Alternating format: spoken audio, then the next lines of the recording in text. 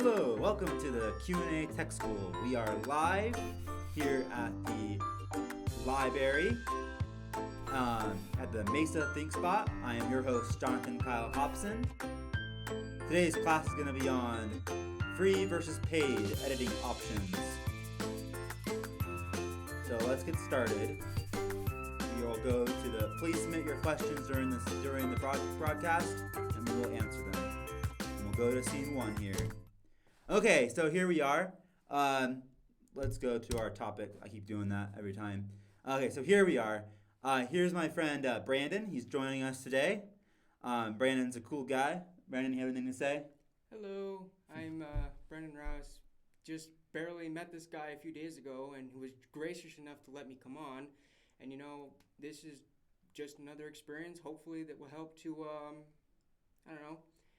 help me with my life so far, and maybe I can use this for later. So it's very much of a pleasure for you to have me here today. Thank you for joining us.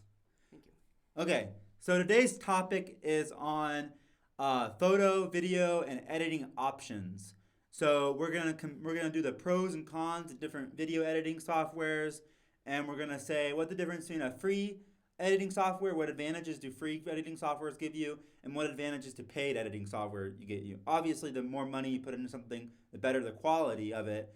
But with what you're doing, you may not need a paid editing service. If you're just getting started and you're a beginner, you may want something free, or if you're doing something simple, you may not need to pay for the software. So we're gonna go over the different options out there and what you can get access for free and what you can get access for a paid subscription or a one-time paid fee. So here we go. We're gonna go to our first scene on video editing. So here we have a video editing graph. And this is going to be for Macs, and it'll filter through. So you have Windows and Mac, and it'll go back and forth between the two softwares. But the ones in yellow are available for both Mac and Windows. And so here we have, of course, my favorite, Adobe Premiere Pro, which is an expensive application, but it is available for free here at the Mesa Red Mountain Library Thinkspot. But Adobe Premiere Pro is monthly prescription, so you pay monthly for that, and you can either pay just for Adobe Premiere Pro, or you can pay for the Adobe Creative Cloud bundle. And you can see my yesterday's video to get an overview on what the Adobe Creative Cloud bundle has to offer. So that could be a good option if you are a creative person in general, and you're going to be working with audio, you're going to be working with photo editing, you're going to be working with graphic design, you're going to be working with web design. Then you can go ahead and purchase that bundle, that cloud bundle, and you can get all those apps with Adobe Premiere Pro.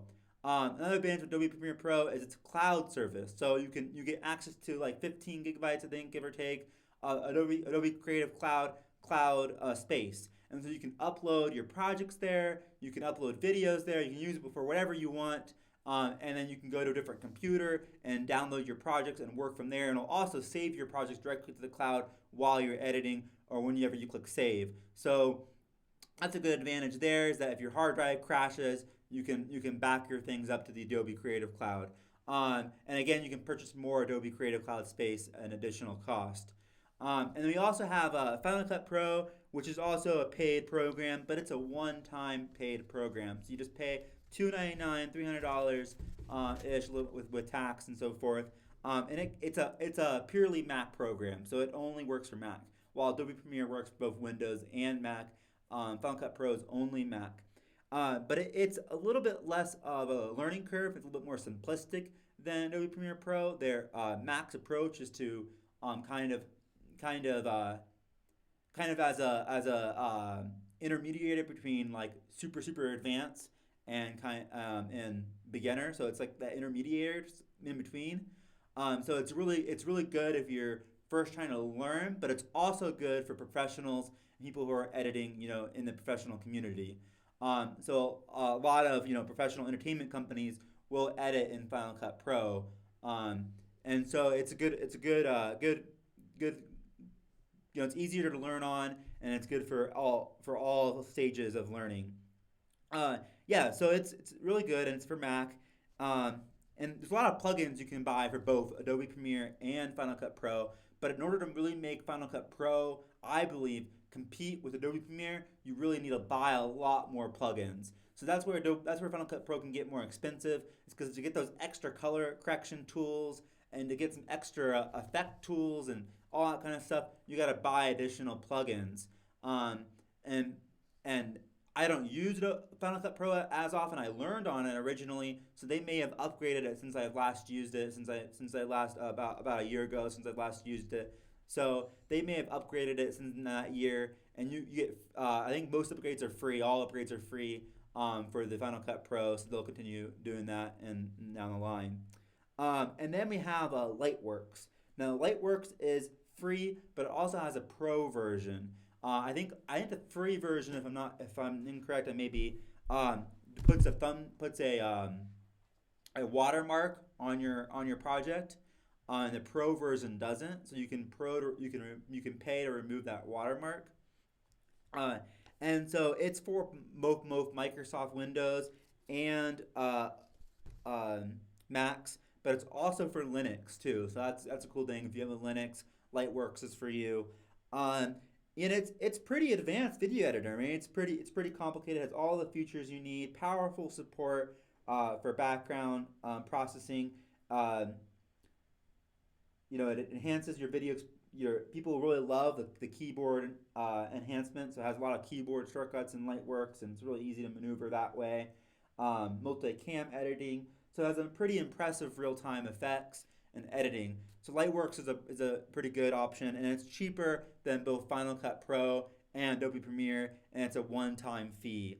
And then we have DaVinci Resolve.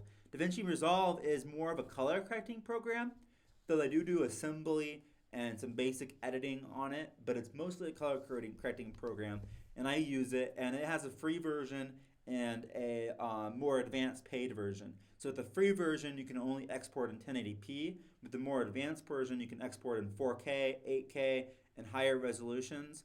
So the free version limits you on how high a quality you can get. Also, the free version limits you can't edit in 3D in the free version. In the more advanced version, you can edit in 3D and do more things like that. So DaVinci Resolve has a free and a paid version. That's why I kind of put it in the middle of the graph there. But the paid version is sort of expensive, about the same about as expensive as Adobe Premiere Pro. It's a one-time fee though, but it's like in the thousands. But the free version is free, so it's pretty cool. And that's a really good color correcting program.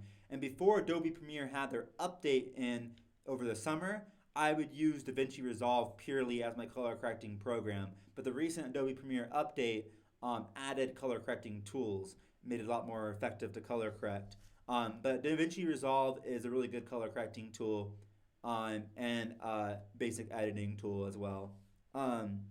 Lots of color correcting presets and really cool. And it's also fast. I've noticed. I've read it. I used it. I use it still to edit and put together raw files that I get. So if I get raw files, I can edit them in the free version of DaVinci Resolve, and it goes a lot faster than Premiere Pro on my computer at home, at least. I haven't tested it here on the library computer, but my home computer, if I put a raw file into my Adobe Premiere Pro, the reel just keeps going.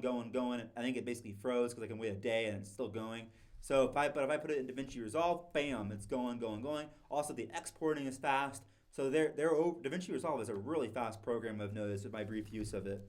And then we also have CyberLink Power Direct 14 Deluxe. I've never used this program, but it's for Windows only, and it's a easy to home use video editing software with over 500 plus tools, editing tools and effects. So it's more for like personal use, not really designed for professionals as far as I understand it. So it's for like home videos, and it has a lot of pre-designed effects and pre-designed editing attributes that you can just drag and drop, and it does it for you kind of thing. So it's pretty cool, and it comes with over 500 of those, and so it's pretty awesome. And it has it's designed to make it so you spend less time learning and more time editing. So it's really designed for beginners to kind of just dive right in and start editing So it has like different creation modes to really help you edit quickly. So it's definitely for those who are just have a lot of vacation footage and want to edit together and want to make a quick YouTube video with their vacation footage or whatever, and they can usually use this for their home videos and so forth. And we also have a Windows Movie Maker and iMovie. I'm going to say these two at the same time. Now, Windows Movie Maker is for Windows. It used to come along with Windows, no longer does. And I haven't used Windows in forever. But when I used to use Windows, it used to come along with it. Now it no longer does. But you can still download it from the Microsoft website.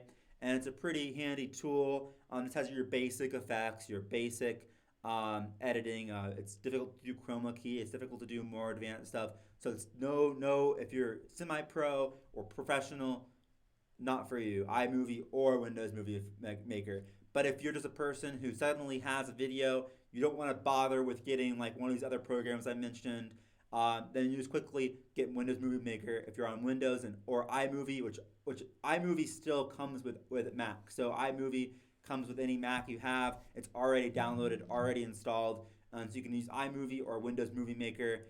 If you're on Mac, iMovie, Windows Movie Maker, of course. And so those are easy to use. Both of them are really simple, bare minimum editing, very basic and very good for beginners or for the one-time user. Then we also have Wondershare Filmora. How do you say that? Filmora? Yeah, Filmora. Yeah, Filmora. Wondershare Filmora is just a very basic, not basic, I guess. It's kind of like how do I say this? It's like an intermediary level. It's like just Yeah. after beginner, but just before you get to advanced and expert. It gives you give you more options that you can work with, but still gives you the simplicity of language that you can understand.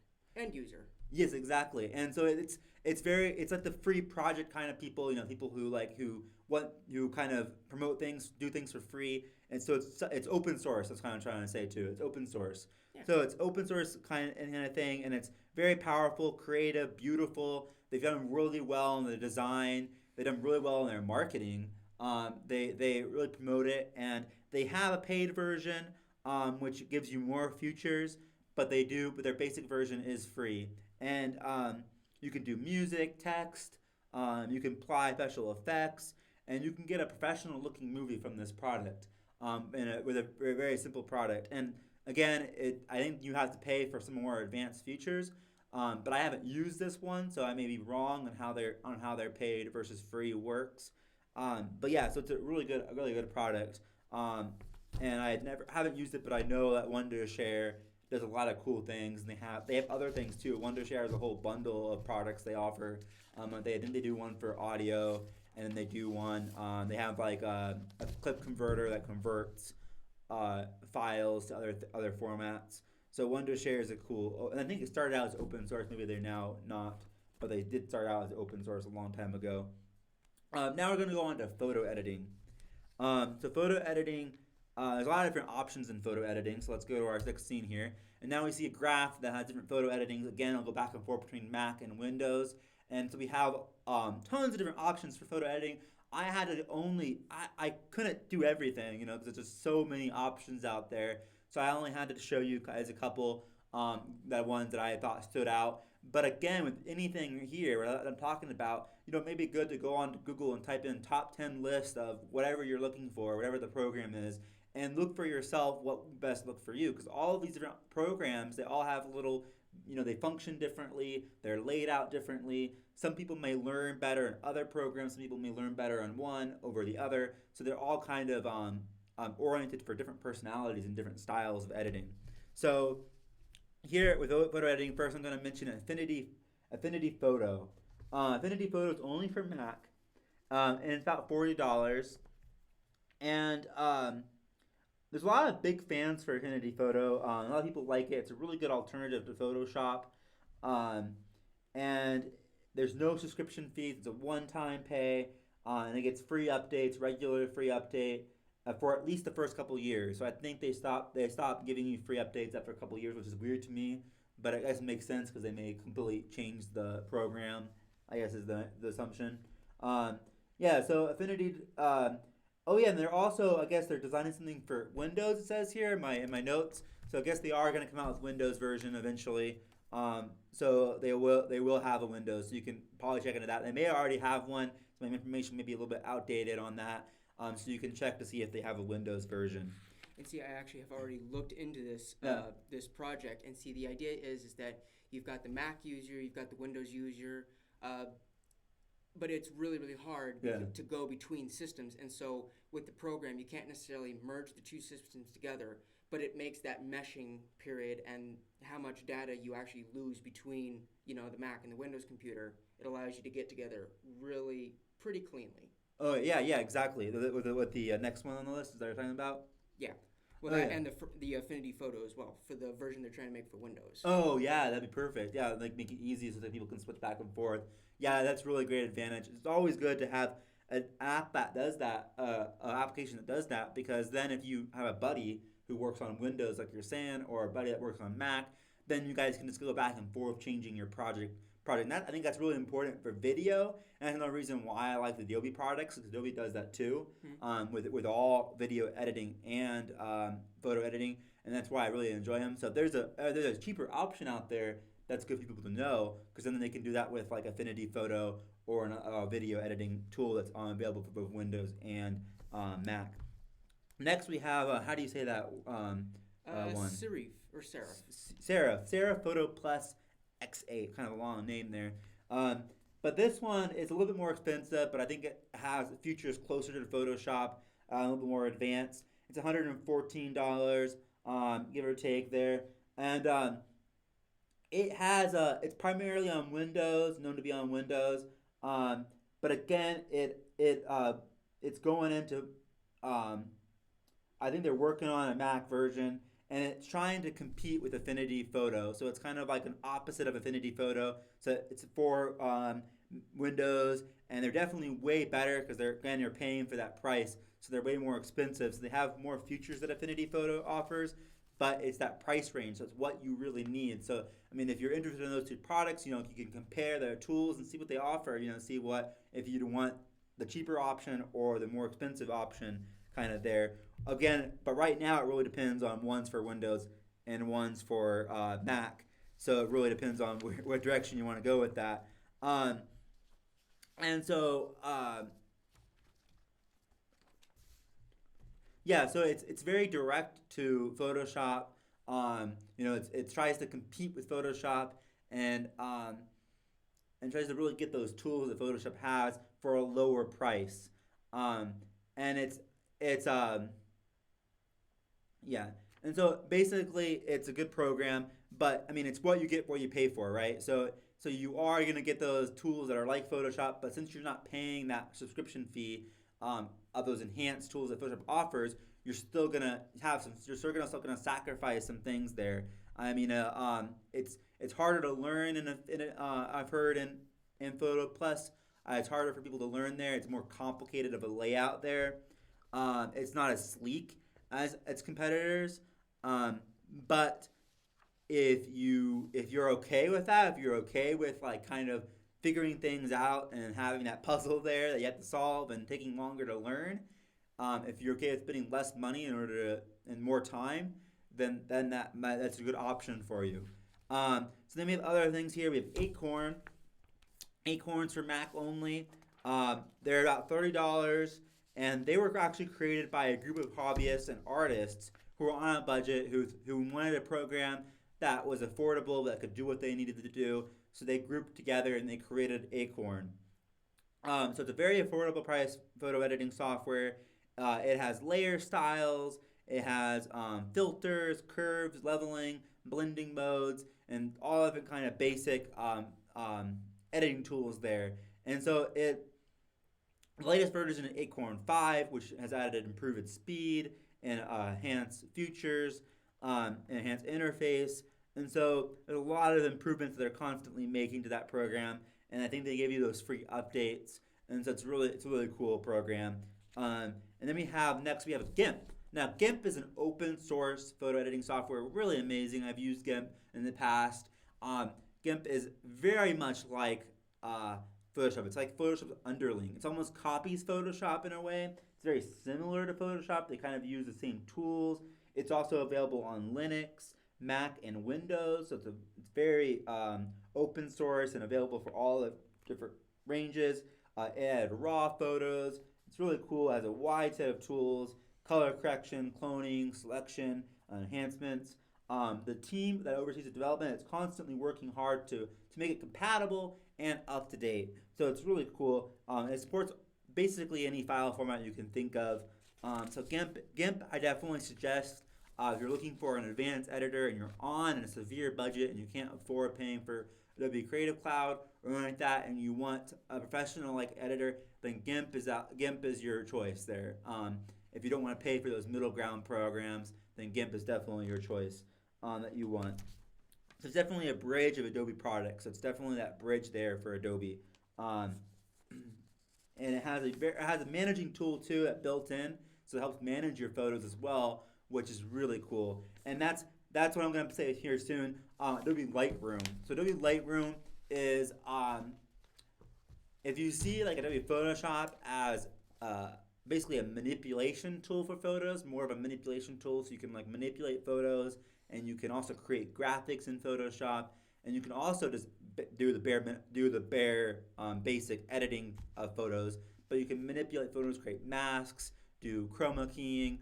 Lightroom is more of a photo manager, so it manages your photos, it organizes them, and does the basic editing. You can do color correction, the basic color correction editing, the basic exposure editing, all that, sharpening with Lightroom, but it's not a photo manipulator. It's just an organizer. It really does a great job at organizing your photos. You can also geotag your photos with it and locate them, place them around the world where they were taken. You can like tag your photos. You can tag them with someone's face. You can quickly upload your photos to Facebook. So Lightroom offers all sorts of features. You can also buy it on its own or with the CCC. Buy it as a one-time fee for $10. It says here per month. But it also you can buy it with a bundle, so it's a little bit cheaper to buy this app versus if you bought like a single app like Premiere Pro or something like that. It would cost about $19-20 a month by the app on its own. So Lightroom sells for a little bit cheaper if you buy it on its own, or it comes with the overall Adobe Creative Cloud, which the Adobe Creative Cloud is for students it's like $30. And for regular people, it's like $70, give or take. I'm not really sure at the moment. But then also for like schools and organizations, it's like $50 a month. So it varies depending on who you are, who's using it. There's also there's also a Photoshop Elements 14, which is also by Adobe. I don't no longer know if this is supported or if this continues to update, but it's an alternative to the Creative Cloud. It's a product that you buy a one-time fee for. So it's $80, and you buy it once. You don't pay a subscription. So it's Adobe's one-time fee application. It's a very light version of Photoshop. So it's like a Photoshop kind of skimmed down a little bit. But it works on Linux, Windows, and Mac. So an alternative to that is that it works on Linux. So if you're a Linux user, Adobe Elements 14 is for you. It has many of the features and tools you need. It's a little bit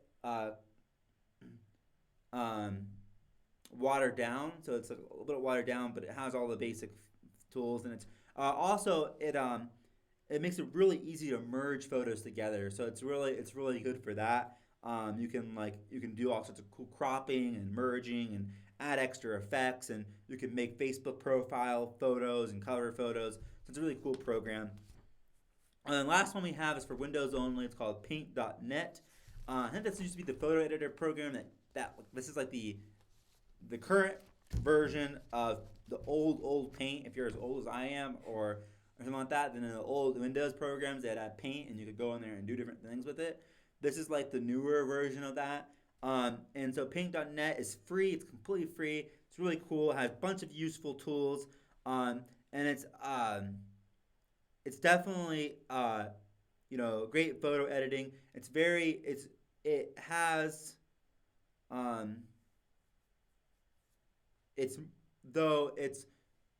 definitely has a tendency towards photo editing. It's also for artistic creation in general. So it's like the old Paint that I remember, where you could go in and like you could paint things and draw things with it. So it has a lot of those same tools still. So you can create graphics from scratch at Paint.net. While a lot of these other photo editing programs, with Adobe Photoshop excluded, were just for like basic photo editing. You can't really create graphics in them. Adobe Photoshop, you can create graphics in it, but like some of these other ones, you can't. So Paint is a really cool free option for Windows users. It has a great selection tool, supports layers, adjustments, curves, brightness, contrast. Um, it's a great alternative to Photoshop if you're definitely on a really tight budget and you just want something to quickly edit tools. And then some honorable mentions that I don't have really written down here. Some Google, I think, has their um, program, but they no longer support it. But you can still get it and you can still download it, and so Google has their option there. Are there any other photo editing programs that we could mention here? Um, not really that I can think of off the top of my head. Of course, you can look on Google for just about anything, but if you're really serious about it, you can go to places like Best Buy or your local retail shop, and if you can get someone who actually knows about computers, they will actually try to provide you or suggest a program that is similar to or right on the mark with these programs here. Yeah. And because see, the ones that we've actually mentioned here have what we've seen better performance than those little knockoff programs that you'll find. So really, if you are serious about getting a program like this, then you might want to try to get these. But like I said, options are available, and you can go to places like I said, like Best Buy or Office Max, and they can either reference you to or get you the product you're looking for. And also like and by the way, Best Buy, we're not a sponsor or anything like that. So we're not sponsoring any of these products at all. We're not getting paid for any of them, but from any of them. But anyway, also like a lot of like web browser programs, like Chroma extensions or Facebook or Instagram offer editing tools and filters nowadays. So that's pretty amazing, I think. And then like the phone, there's also a lot of mobile editing apps for mobile phones and smartphones. I don't want to go over them in this episode, but maybe in a future episode I'll go over what's available for a smartphone and what apps there are out there for you to use on a smartphone. But there are tons of photo editing apps for your smartphone and video editing apps as well for your smartphone. And so those are options as well that I'll definitely have an episode in the future that goes over that. But it's really cool that you can also do some basic editing on browser apps, I think, on like Facebook or on whatever. So you may not even need a program depending on what you want to do with your photos. But now we're going to go on to audio editing, and Brian here is briefly going to go over a list of a couple audio editing programs we've spotted out here. Brandon. That's what I said, right? Brandon? You said Brian. Oh, I said Brian? Oh, Brandon. Brandon's going to go over some audio editing options. I thought I said Brandon. Well, as we were talking about photo editing, of course, there's the opposite side of this, which is audio editing. Now, this is, everyday life stuff. But most of the stuff you'll find actually works fairly well. Let's start off with a program I'm sure you've probably heard of, and if not, well, it's actually a pretty good program. I've actually dabbled in it myself. It's called Wavepad. Now, Wavepad is a product that you can use. It's free to use for personal use, and I believe if you actually want to get into more professional, you actually have to pay the premium, which starts out at $39.95 US. And it's pretty compatible with most of your platforms on Windows and some Mac, but it gives you the ability to do trimming and really clean up your audio, make it nice and brilliant, and it works with almost all audio files like your AAC and your OGG, MP3. It's a really interesting program. Depending on what it is you're really looking for, whether it's just to take some of your everyday recordings and just like clean up the edges, or just like give your sound really a pop. It gives you that ability. That's really a good part about it. And it gives you additional plugins if you get the premium version, but normally most times the free version gives you everything you're going to need. And it really works fairly well. Next, we're going to move on to a program that I personally use myself. Beginner, but still. It's fairly good to use. It's called Audacity. Now, Audacity is another one of those audio programs that requires a little bit of knowledge to use, and you can go on the internet and you can find, source guides and whatnot. But it's a free platform, 100% free, and will work on, this one I do believe actually works on all platforms. That is Windows, Mac, and Linux. Surprise, surprise. Anyway, it also works on most audio files, and gives you actually more opportunities to work in other versions of audio that you may not be able to work on Wavepad. Yeah, I think Audacity, you have to, it's primarily for Wave and MP3 support, but you have to download an extra encoders if you want to support other file formats. But it can support all file formats if you download the extra encoders. Which is unfortunate because I believe it's like $2-3 extra to get those special encoders. Huh. But if you are planning on working with that, it gives you that opportunity to do so. And that's only if you really do want to work with those extra kinds of files. But it supports things like WAV and MP3 and AAC. And also, for those of us who are still working with Windows, if you take like audio from just about anywhere, like the sound recorder, it'll be able to work with that too. Can't really think of anything else. So moving on anyway, the next one we're going to be talking about is FL Studio 12.1.12. Now, this is a slightly more advanced audio program. Unlike the previous programs we were talking about, it gives you more of your advanced features where you can actually go in and do individual tweaks and peaks, be able to merge sound files together so that it can become one file instead of having it where it just, loops over and connects the two. This is a paid service. Starts at $99, but it does work on all platforms. Comparably, it gives you more opportunities to be able to fine-tune your work as well as be able to work on multiple systems. So it's it's a give-take. Another cool thing about it, I think, is that there's a lot of plugins for it as well, so you can download plugins that add on to it, or that, has extensions for browser, enhanced file browsing and stuff like that too. I think that's good. And see, that's another thing about it. Because it is a paid service, it gives you more features than you normally would with a free service.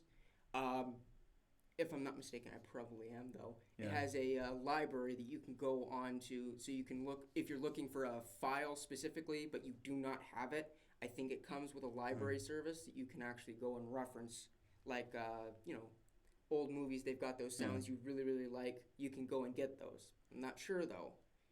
That's, And unless they updated it recently, I don't think it supports Yosemite, the 10.9 of Mac. So I don't think it on a Mac. I don't think it supports Yosemite or the latest version of Mac. It may not. I know since Yosemite, we've had like Mavericks and like other Mac updates.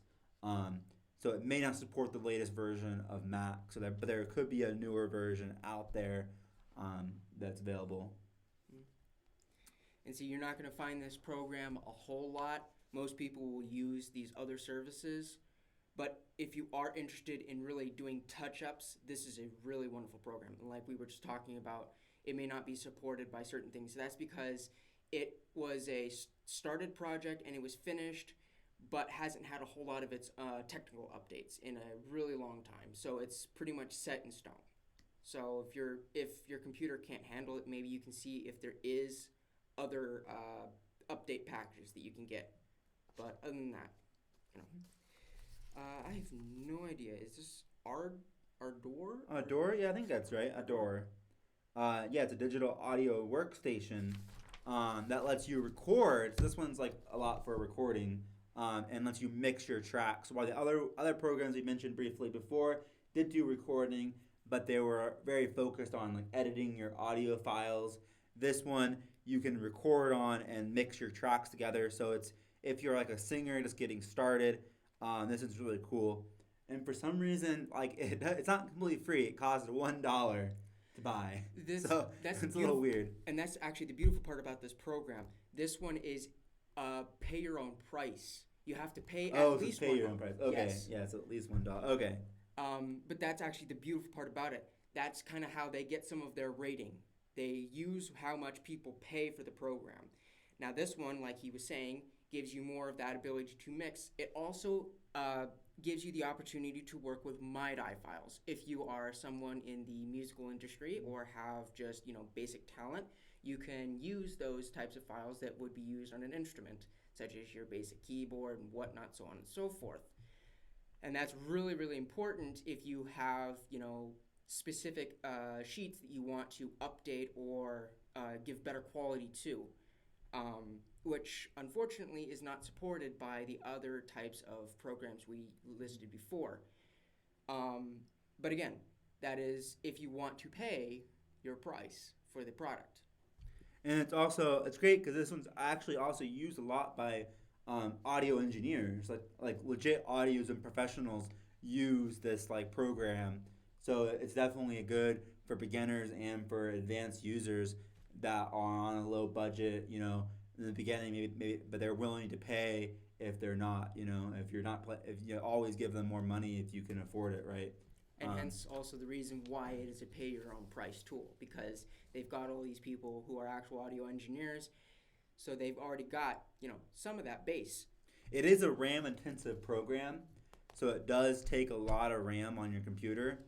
So maybe that's kind of like probably the disadvantage to it, I would say, is that like versus like a professional program you pay for may have a better processing, better control over your RAM and use up less RAM in general. This one is a slow program, so it's definitely recommended that you have at least 2 gigabytes of RAM to run this program. It says, which most people have, but right, and it says 2 gigabytes. I'm actually going to make a slight deal about that. I would actually recommend you have at least 4 gigs, because if you try to run anything else, if you're using this program and you try to run anything else with just 2 gigs, you actually may end up blue screening your computer because of how much RAM it does take up. Sometimes even when using it, you could blue screen. Or just like slow down and cause issues with like things freezing and slowing down on you. And it's also available for Linux too. As long as your Linux has an Intel processor. It says it won't work very efficiently otherwise, but so it works on that. And then we have another one. The last program that we have here, before we go on to our honorable mentions, is a program called Wavesore. Wavesore is another free program. The only disadvantage really that we've seen on it is it works only with Windows, and specifically the programs it works best with is the Windows XP software, Windows 7, and Windows Vista. If you do have these programs though, you may just be in luck, because it gives you a whole bunch of technical support and actually has its own cleaning agent, in which allows you, if you insert a file, you can actually get it to clean up your audio. You don't have to do a whole lot to it. It gives you the ability to merge existing files together, as well as taking, say, 2 tracks and being able to slide them right together like a locking piece. Now, while it does give you a lot of your technical support and third-party support, it does take up a bit of space. It is a rather large program, but unlike the previous program we mentioned, it does not take up a whole lot of RAM. So it's really just depending on what it is you're looking for, as well as how much space you're willing to dedicate. It comes with its own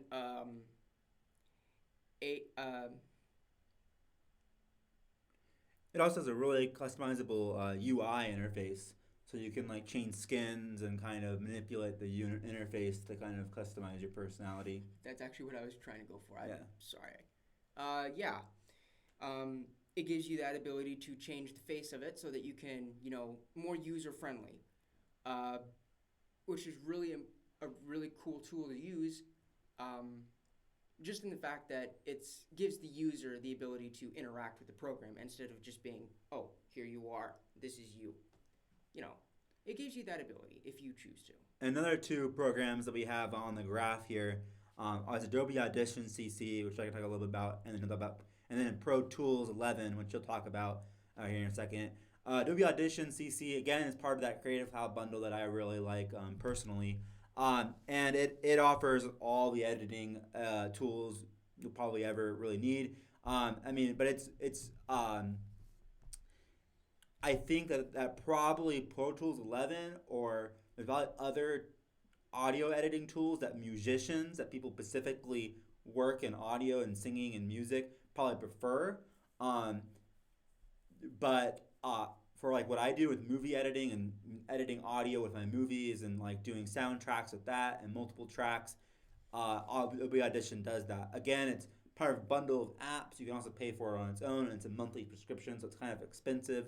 But it really does well with RAM and has a great UI interface. But again, it's what you get, what you pay for. So even though like a lot of these other like free apps and lower apps we say have really impressive features and really impressive UI interfaces, they're impressive for what they cost, right? Mm-hmm. So it's a give or take. So they're impressive, and but again they barely cost anything. So you're going to be sacrificing something. There's going to be something that you're missing or something that you don't have in these other programs that paying for it will give you. And also a paid app gets updated regularly, and Adobe does a great job at updating, and so does Pro Tools. And there's also Apple has their Logic Pro, which is also an audio editing app, which is paid for Apple, by Apple, and I've heard a lot of musicians use that. Definitely small-time musicians will pay for that and use it. So I heard that's a really good one. We don't have any information on that one. I haven't used it. I don't think Brandon's used it at all. So we don't have much information on that one, but it's a good program that Apple provides as well. And then Pro Tools 11, what is that all about? Pro Tools 11 is part of a series of Pro Tool bits. I really don't have a whole lot of information. It was actually kind of scant and vague, so therefore I can't actually give you a price. It is a paid service, and it gives you some more available plugins that you would be able to use. You wouldn't normally get on like a free program, but it gives you not just the ability to do like some of the basic stuff like cleaning and audio editing. It also gives you the ability to put in special features such as spiking, and spiking being that you can if you need like go from a really low frequency or a low volume, you can just bring it straight up and it will do just fine. It won't sound weird, won't sound too terribly indescript. Unfortunately, we were not able to get a whole lot of information about this. So if you can find it, great. That's great, because you are finding a really good program. I have a friend that I've lost contact over the years. He said that he was using that for about 5 years total and put out some really great content. Mm-hmm. And that's a big difference again between like a free thing with anything and a paid thing, paid program, because encoders and things behind the scenes, even if like a free one looks like it's really pristine, has a lot of a good user interface, has a lot of features, the encoders behind the scene may not work very efficiently. So he just mentioned how Pro Tools has really good encoders, and really you can edit that audio and still maintain its quality of the audio, and you can really add a lot of filters onto the audio without losing a lot of information, a lot of bit rate, a lot of and destroying the quality. And so that's something that's really important to keep note of. If you're doing something that's really professional and you're really looking for that high audio quality, you're going to have to pay for it. You're going to have to pay for a professional audio editing tool, because definitely with audio, it's really important, depending on what you're doing, to get that high audio quality. I know in the video, if your audio sucks, then like that video just goes downhill. So it's just audio is really important, and professionals can get really good at hearing the difference between audio that was edited on a crappy audio editor and audio that was edited on a really good one, because of how they encode and how they process information, and it's how they compress. Because if your compressing tools aren't good, then you can lose information while compressing while exporting your audio to, like, for example, .mp3, which is a compression format. So you're losing data there, and but MP3s are really good at, like, maintaining that quality, and that's why they're so popular. But you still lose information, and if you're really good at hearing the difference, then if you do like a really good exported MP3 file versus a really good exported .AAC file, then you can notice the difference in the quality between those two file types and those two compression types, because .AAC is less compressed versus .mp3, which is more compressed, and .wave.